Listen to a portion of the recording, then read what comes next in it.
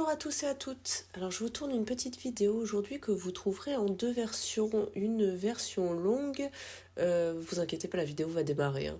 Une version longue où je vous parle, où je vais vous faire un fond, mais où je vous parle surtout de mes crayons en détail pour toutes les gammes que j'ai à partir de 120 couleurs. Et cette version courte en fait où je fais la même chose, sauf que du coup j'accélère beaucoup la vidéo pour qu'elle tienne sur seulement une vingtaine de minutes et où du coup forcément je vous résume un petit peu mon avis sur les crayons. Donc ici on se trouve du coup dans le livre de Anna Karlsson sur les sorcières et c'est cette petite illustration que j'ai choisi de vous mettre en couleur comme support de vidéo. Donc pour ce qui va suivre, je vais vous montrer là tout de suite, vous allez le voir apparaître un petit carton échantillon. En fait j'ai testé différents matériels pour faire un fond d'après l'idée que j'avais d'un fond assez sombre mais magique. Donc en fait j'ai testé là sur la page côté droit de mettre une sous-couche gesso transparent. Bon ça n'a pas eu d'intérêt, hein, je vous le dis directement. Donc le côté gauche c'est sans gesso. La partie haute c'est du Neocolor 2 que j'ai appliqué en deux couches. Finalement c'est la manière de procéder que j'ai fini par retenir. Donc c'est ce que vous allez voir après dans la vidéo. En dessous c'était de l'aquarelle sur laquelle j'ai mis, alors donc pour la partie basse mais la partie centrale, j'ai essayé de recouvrir d'encre Distress. Mais c'était un petit peu fade à mon goût, enfin c'était pas assez saturé. Et sur les côtés j'ai mis du pastel, enfin du néo pastel plus exactement, avec pour la première couleur par contre du Distress crayon qui reste une craie grasse qui ressemble à du pastel gras. Mais j'ai préféré le Neocolor 2 parce que pour un rendu assez similaire, je le trouvais moins collant. Donc j'ai essayé différents vernis, etc. Mais bon, là, dans la version courte, on va dire que je vais pas forcément tout vous détailler. Surtout que, in fine, j'ai décidé de ne pas appliquer de vernis et de mettre du drawing gum parce que, quel que soit le vernis que j'ai fini par appliquer, en fait, le crayon passait pas forcément bien dessus. Un peu mieux pour la gouache sur le vernis pastel gras, mais bon, finalement, le fluide de masquage me semblait être une bonne solution pour vraiment avoir des couleurs intéressantes sur l'illustration. En fait, j'avais fait ces tests de vernis, pourquoi ? Parce que je me suis dit, si je dépasse avec le Neocolor 2, est-ce que je vais pouvoir mettre du crayon par-dessus ? Mais bon, finalement, donc j'ai mis le fluide de masquage. Donc au niveau de mes gammes de crayons, donc on commence ici par les Black Widow. Les Black Widow, c'est 180 crayons. Alors ces crayons-là, j'en pense quoi ? Je les aime bien, ça fait pas partie de mes gammes préférées. Je les aime bien, mais je ne les utilise pas souvent parce que je trouve qu'ils saturent assez vite ces crayons-là. Et après, je trouve pas ça forcément très pratique, le côté par boîte avec du coup des esthétiques un petit peu différentes, des couleurs qu'on voit pas forcément très bien, sauf sur la mine, mais ça dépend des boîtes. Mais pour les anciennes boîtes, en tout cas, on voyait pas forcément très bien la couleur du crayon puisque le crayon était entièrement noir. Il y a quelques couleurs que je trouve quand même intéressantes que je vous montre là, puisque en fait c'est un passage que je vous ai passé en vitesse normale, hein, tout ce qui est nuancier. C'est le fond que je vous mets en accéléré à chaque fois. Mais donc il y a quelques couleurs que je trouve intéressantes, mais je les trouve quand même finalement assez chères pour ce que c'est. Voilà, je les aime bien, je pense que je vais les garder, mais ils ne font quand même pas partie de mes crayons préférés. Après, j'apprécie d'avoir 180 couleurs. Ça, c'est sympa. Et si je devais vous conseiller une boîte, ça serait la boîte Monarch. Voilà. Donc, je reviens sur 2 petites minutes là sur le fluide de masquage. Vous savez, moi, j'utilise le Winsor & Newton. Je le préfère au Schmink. Je trouve qu'il a un meilleur rapport qualité-prix, une meilleure durabilité dans le temps et qu'il est tout aussi efficace. Voilà. Ensuite, on va passer au Brutfunner. Donc vous n'avez pas vu, le cadrage n'est pas toujours très bon, mais c'est les Brutfunner. Et je les ai en 180, en skin tones et en macaron. Donc ça commence à faire un certain nombre de crayons. Je les utilise jamais quasiment. Je les garde, pour être parfaitement honnête avec vous, pour mes filles, pour plus tard. Parce que je trouve quand même que c'est pas des mauvais crayons pour le prix. Ils sont très pigmentés. Il y a beaucoup de couleurs, ce qui les rend quand même intéressants. Mais ils saturent trop vite pour moi, clairement. Ils saturent trop vite. La boîte que je préfère, c'est la boîte macaron. Parce que c'est là que je trouve qu'il y a les couleurs les plus intéressantes. Dans les skin tones et dans les 180, je trouve qu'il y a beaucoup de couleurs criardes. que je trouve pas forcément intéressantes, mais ils sont, à mon sens, imbattables au niveau rapport qualité-prix. Par contre, c'est clair que j'irai pas acheter les 520, les plus de 500, je crois que c'est 520, mais enfin voilà, pour moi c'est trop, hein. Déjà là j'en ai trop, et puis comme je vous dis, je les garde vraiment parce que je trouverais pas forcément le prix de revente très intéressant sur ces crayons-là, et que voilà, j'ai des filles qui s'en serviront et qui sont très heureuses de les recevoir, je pense, dans quelques temps, quand elles feront un petit peu plus attention à leur matériel. Voilà pour les brutes funeurs. Donc on revient sur le fond. Alors j'aurais dû aller un petit peu plus loin dans l'application du Drawing Gum, parce que après vous allez voir dans ma technique d'application du Neocolor 2 pour la deuxième couche, je dépasse un petit peu sur l'illustration. J'ai fait une économie de Drawing Gum que j'aurais pas dû faire. Enfin, c'était plus une économie de temps que vraiment de matériel, hein, mais voilà. Qu'est-ce que j'ai à vous dire là-dessus de plus sur le fond? Sur le fond, pas de surprise, hein, j'utilise un pinceau en silicone parce que ça c'est très bien pour le drawing gum, s'il est de qualité, parce que j'en avais acheté sur Temu, mais avec les embouts qui s'enfonçaient, donc c'était pas du tout intéressant. Donc là ça vaut le coup d'en acheter un seul, mais un bien. Les crayons suivants, les Marco Tribute 150. Alors ça, c'est des crayons que j'aime pas trop, que j'envisage de revendre. Alors, ils sont pas mauvais, mais je les aime pas trop. Pourquoi? Parce que je trouve qu'ils saturent vite, là encore, que du coup, ils sont assez chers pour la qualité, pour moi, hein. En plus, ils sont un petit peu difficiles à trouver. Enfin, moi, je les avais achetés sur AliExpress. Je sais pas s'ils existent ailleurs, si on peut les trouver autrement. Et acheter ces crayons-là sur ce type de site, bon, c'est quand même un budget, donc voilà, sur ce type de site, j'aime bien acheter des trucs pas chers, mais voilà, acheter des crayons comme ça, on sait jamais comment on va les recevoir, ni si on va les recevoir. Donc voilà, je pense que si c'était à refaire, je le referais pas. Et au niveau des couleurs, j'ai l'impression d'avoir déjà ça ailleurs. Alors oui, c'est vrai, il y en a 150, donc bon, c'est pas mal. Mais en même temps, c'est un nuancier équilibré, hein, pour celui qui n'a que ces crayons-là, pourquoi pas. Mais moi, par rapport à toutes les autres gammes que j'ai, je les trouve pas plus intéressants que ça. Voilà, il y a des violets qui peuvent être intéressants, mais vous allez voir après par la suite, il y a d'autres gammes où j'ai des violets qui sont tout aussi intéressants. Ils sont pas mauvais, mais pour moi, ils sortent pas de l'ordinaire. Et à choisir, du coup, par exemple, je préfère les Black Widow. Vous voyez, si on devait comparer les deux, je pense qu'en plus on doit être dans des budgets à peu près similaires. Ils sont plus faciles à trouver. En plus, les Black Widow, ils sont par petites boîtes. L'inconvénient aussi de ces crayons-là, du coup, c'est qu'on peut pas les acheter à l'unité, hein, donc ça c'est quand même un frein, surtout au vu du prix de la boîte. Euh, voilà, je sais pas trop quoi vous dire de plus, j'hésite à les revendre. Ensuite, on va passer au Chromaflow 150. Alors, les Chromaflow 150, au contraire, j'ai agrandi la gamme que j'avais, puisque j'avais les 72, et je suis passée aux 150. Je vais y revenir tout de suite. Je fais un petit point là sur les néocolores, puisque donc c'est un fond néocolore. Donc, 4 couleurs, le vert jade. Là, il y a un autre vert, mais qui ne se fait plus. Je me souviens plus le nom, mais je vous le dis dans la version longue, je pourrais vous l'écrire.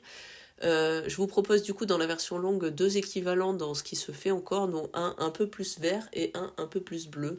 Voilà, moi j'avais choisi celui qui n'existe plus parce que je le trouvais entre les deux. Donc ça me plaisait plus, mais franchement, bon, je comprends qu'il fasse plus la couleur parce que les deux autres remplacent largement celle-ci, hein. Et après on avait un indigo et un noir.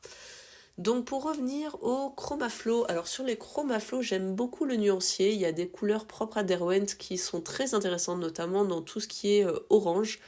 Euh, Par exemple, moi j'avais une pieuvre à faire, j'avais trouvé des couleurs qui étaient très intéressantes, ça peut aller très bien pour tout ce qui est citrouille, etc. Enfin, c'est des couleurs très particulières au niveau des oranges que j'aime beaucoup. Il y a des verts très particuliers, il y a des bleus gris très intéressants aussi. Il y a pas mal de gris, mais des gris intéressants, des gris chauds, des gris un peu marronnés. Enfin, vous voyez, je trouve qu'il y a des couleurs très foncées, il y a des couleurs très claires. Je trouve qu'ils saturent quand même un petit peu vite. Enfin, ils sont en dessous, par exemple, des gammes type Polychromos ou Prismacolor, etc. Mais en rapport qualité-prix, ils sont pas mal, surtout que les prix ont beaucoup baissé depuis le lancement. Enfin, en tout cas, dans les semaines qui avaient suivi le lancement, ils avaient beaucoup baissé les prix. Là, je connais pas les prix d'aujourd'hui, hein, j'ai pas regardé pour toutes les gammes. Mais du coup, ils devenaient très intéressants, hein, en rapport entre le nombre de crayons, le nuancier et le prix. Par rapport à la marque Derwent aussi, c'était très intéressant. C'est un bon choix pour celui qui veut pas investir dans des crayons vraiment ultra chers, mais qui veut la qualité d'Erwent, qui veut un nuancier intéressant, qui veut beaucoup de crayons et des crayons de qualité. Je trouve que c'est un très bon compromis. Euh, Je reviens 5 minutes sur mon fond. Donc vous voyez là j'applique la première couche. Donc la clé avec les néocolores, mais c'est un peu ce que vous verrez dans toutes les vidéos de personnes qui expliquent un petit peu comment s'en servir, c'est de mettre beaucoup de matière. Voilà, faut pas hésiter du tout, faut pas hésiter à commencer d'ailleurs à fondre le dégradé en superposant les couleurs dès la première couche. Et faut mettre beaucoup d'eau aussi. Enfin, moi, c'est pour ça que j'utilise un pinceau à réservoir d'eau plutôt qu'un pinceau normal, parce que du coup, ça permet d'avoir un flux d'eau continu, on va dire. Et faut, à mon sens, faire 2 couches, parce que la première couche, on voit toujours beaucoup les traces de pinceau. Donc, quelle que soit votre manière d'appliquer la deuxième couche, même si c'est pas dans ma technique à moi, je vous conseille de faire 2 couches, clairement. Voilà, une fois que vous aurez fait ça, vous aurez quand même un beau rendu des néocolores texturés, puisque ça reste des néocolores, mais voilà. Je vous parle ensuite des crayons, vous voyez, les Koh-Ainer. Alors moi j'ai les 144. Les 144, ils sont pas faciles à trouver, parce que je les avais trouvés à l'époque que sur eBay. J'imagine qu'on doit les trouver toujours, mais bon, en tout cas, ça rendait vraiment quand même compliqué d'avoir les 144. Et c'est des crayons que j'aime bien, mais c'est des crayons que je n'utilise que par-dessus de l'aquarelle. Seuls, je les aime pas. Je trouve qu'ils sont trop secs, même si c'est un terme que j'aime pas bien non plus. Je dis non plus parce que beaucoup de gens l'aiment pas ce terme-là. Mais après, malgré tout, les crayons sur l'aquarelle, je les trouve pas mal. Je trouve qu'ils ont des couleurs intéressantes, en tout cas dans la gamme de 144, avec des marrons intéressants, avec des roses intéressants que justement il n'y a pas dans la gamme de 72, des couleurs très foncées, des couleurs claires.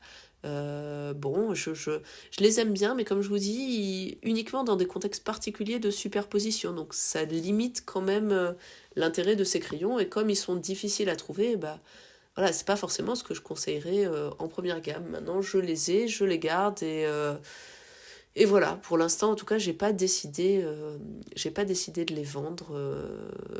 Voilà, je vois pas trop quoi vous dire de plus par rapport à ces crayons-là. Je sais plus ce que je vous disais dans la version longue, mais voilà.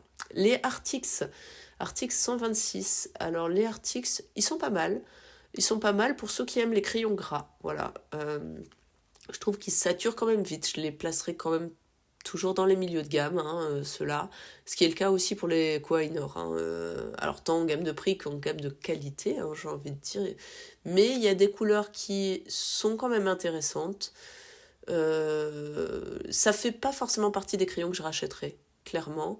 Mais pourquoi pas, voilà, pourquoi pas, c'est quand même 126 crayons, il y a des couleurs intéressantes dans le nuancier, il n'y a pas tout pour moi, il y en a qui me plaisent pas trop, des couleurs trop flashy, trop criardes, mais il y a aussi à l'intérieur du lot des couleurs intéressantes, voilà, vous voyez comme c'est ocre, etc., qui peuvent être pas mal, donc j'ai un avis un peu moyen, voilà, c'est des crayons qui pour moi sortent pas du lot non plus, font pas partie de mes préférences, mais voilà, c'est pas déconnant en termes de rapport qualité-prix, pourquoi pas, j'ai envie de dire, ils sont faciles à trouver, donc pourquoi pas, si vous pouvez avoir un bon prix dessus, et que vous aimez les crayons gras, voilà, pourquoi pas acheter les Artix.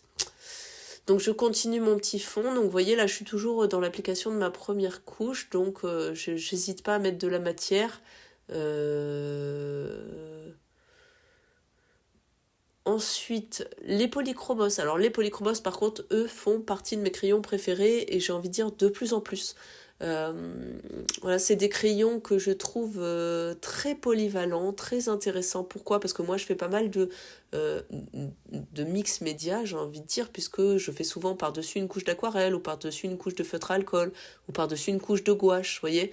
Je mélange un petit peu les techniques et je trouve que les crayons polychromos, pour faire des réaux en fait par-dessus d'autres techniques, fonctionnent toujours très bien. Voilà, ils passent bien par-dessus un peu tout. Le nuancier est très équilibré. J'aurais aimé des couleurs très claires et des couleurs très foncées, bien que j'aime beaucoup le indigo dans cette marque-là, mais en tout cas, j'aurais aimé des couleurs plus claires. Mais c'est une gamme, si je dois partir avec une seule gamme, je prendrais sans problème les polychromos. Par contre, si je devais faire un coloriage que au crayon, je choisirais pas les polychromos parce que c'est un peu trop long. Voilà, c'est vraiment du couche par couche. Ça mériterait d'en dire plus sur les polychromos, mais là on est dans la version courte, donc je passe aux Nioni. Les Nioni, je les aimais pas, je les ai revendus. Voilà, je vous en parle quand même parce que justement, c'est quand même intéressant de savoir pourquoi. Donc je vais vous le dire. Donc en fait, je ne les aimais pas. Pourquoi? Alors déjà, la première chose qui m'a choquée, c'est qu'en ouvrant la boîte, ça sentait vraiment pas bon. Ça sentait vraiment le chimique. Et c'est quand même assez désagréable, hein. Je suis pas particulièrement sensible aux odeurs, mais c'est quand même pas très sympa quand voilà, on a ce type d'odeur qui se dégage d'une boîte de crayons. Ça inspire pas confiance. Et après, je trouve le nuancier pas forcément intéressant. Je trouve que les couleurs sont assez criardes, que les crayons saturent vite, que en tout cas les quelques couleurs intéressantes qu'il y a dans la gamme, selon moi, hein, on est d'accord que c'est toujours personnel comme avis, hein, parce qu'il y en a qui les adorent, hein, mais de mon point de vue en tout cas, les quelques couleurs que je trouve intéressantes, je les ai déjà ailleurs. En général dans des crayons qui sont plus qualitatifs au niveau de texture, qui saturent moins vite. Donc voilà, je voyais pas l'intérêt de garder des crayons pour garder des crayons. Et comme je vous dis, je préfère garder pour mes filles les Brutfuner que les Nioni en fait, hein, parce que plus de couleurs, parce que pour moi meilleur en fait, hein, mais au niveau qualité, on est à peu près dans du comparable, hein, c'est juste que voilà, là il y a moins de couleurs, j'y voyais pas d'intérêt. Clairement, de toutes mes gammes, je voyais pas l'intérêt de garder les Nioni. Les collines, par contre, c'est des crayons que moi je classerais dans les meilleurs en milieu de gamme. Je dis milieu de gamme d'ailleurs uniquement par le prix et par le fait qu'on ne trouve pas les crayons à l'unité. Mais sinon, après, je trouve le nuancier très intéressant. Je les trouve très agréables, bien que je ne sois pas forcément une fan des crayons très gras. Et ceux-ci sont plutôt gras, hein. Mais du coup, ils saturent pas si vite que ça pour des crayons gras. Ils saturent quand même, bien sûr, plus vite que des polychromos, mais ils saturent pas si vite que ça. Il y a des couleurs que je trouve très intéressantes, des ocres, des roses qui sont vraiment très intéressants, des beaux roses, hein, variés. Donc le nuancier me plaît bien, la qualité des crayons me plaît bien. Bon, ils font un peu cheap parce que un peu léger, mais en même temps, enfin, on peut pas tout vouloir, hein, par rapport au prix des crayons. Voilà, la seule difficulté, c'est peut-être de se les procurer parce qu'il faut passer par Amazon Japan. Et encore que, j'ai envie de vous dire, Amazon Japan, vous pouvez avoir confiance, hein, vous les recevez en quoi? Allez, une semaine. Il n'y a pas de frais de douane, etc. parce que tout est prévu sur Amazon. Moi, j'ai jamais eu à renvoyer de produits, donc je saurais pas vous dire comment ça se passe pour un renvoi, mais franchement, en tout cas, pour les recevoir, il n'y a aucun problème, hein. Les crayons sont super, même ultra bien emballés, même sur-emballés, j'ai envie de dire. Donc aucun risque là-dessus de casse ou quoi que ce soit. Allez-y, foncez les yeux fermés sur les collines, hein, clairement. Donc là, je vous montre comment j'applique la deuxième couche de Neocolor 2, et c'est finalement la partie la plus intéressante de mon fond, je pense, parce que c'est celle qui sort un peu plus de l'ordinaire. Donc vous avez vu, je vous ai montré une petite brossette, en fait, qu'on utilise souvent pour les encres. En fait, moi, je l'utilise aussi pour l'application des Neocolor 2, en l'humidifiant, simplement. Alors c'est un peu ça la clé, c'est de juste humidifier la brossette. Vous la mouillez, vous l'essuyez bien sur un torchon, et une fois qu'elle est à peine humide et pas trop mouillée, vous pouvez venir fondre vos couleurs au Neocolor en partant du clair pour aller vers le plus foncé, hein, bien sûr, parce que sinon vous auriez plus de clair du tout, hein, si vous faisiez dans le sens inverse. Donc comme tout ce qui est aquarellable, toujours du plus clair au plus foncé.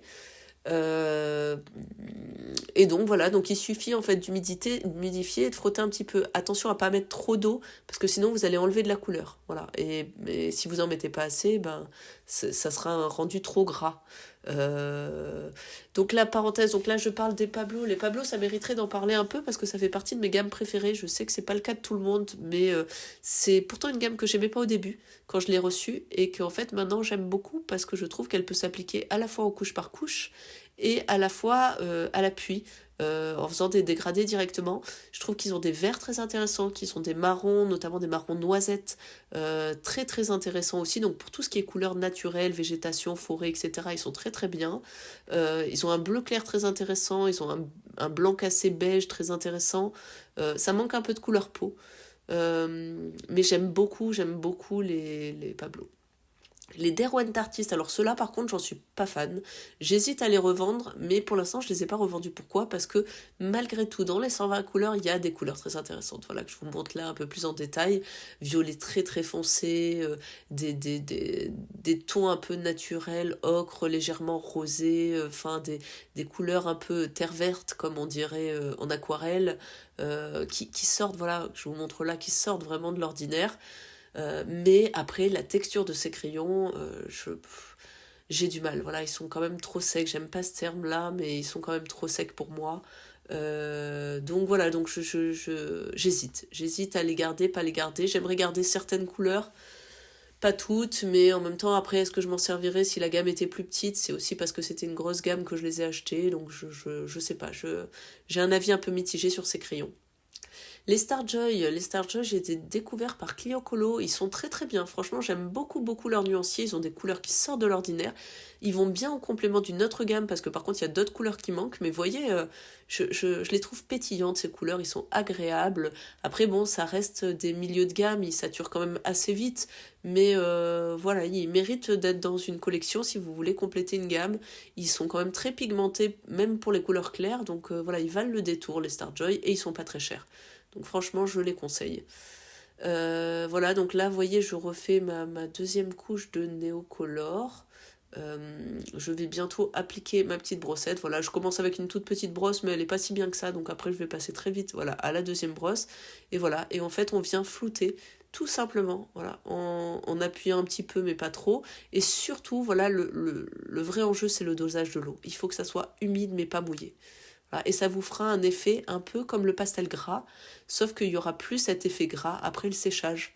Voilà, si vous avez bien mouillé, le côté gras s'en va. Et je trouve que ça fait un effet fondu comme le pastel gras, donc c'est vraiment un entre-deux du coup pour mélanger comme si vous vouliez un entre-deux entre le pastel gras mais sans le gras et l'aquarellable mais sans trop de traces. Ça garde un peu de texture mais sans trop de traces. Voilà, je trouve que c'est une technique du coup qui est intéressante. Là, je le fais en 2 couches, mais on peut le faire en 3 couches pour rattraper certains coins. Voilà, mais je vous invite vraiment à essayer cette couleur et juste à travailler un petit peu sur le dosage de l'eau. Voilà le fond fini. Bah écoutez, j'espère que cette version courte vous a plu. Si vous voulez m'écouter un peu comme un podcast, n'hésitez pas à aller voir la version longue. Et je vous dis à bientôt. Merci.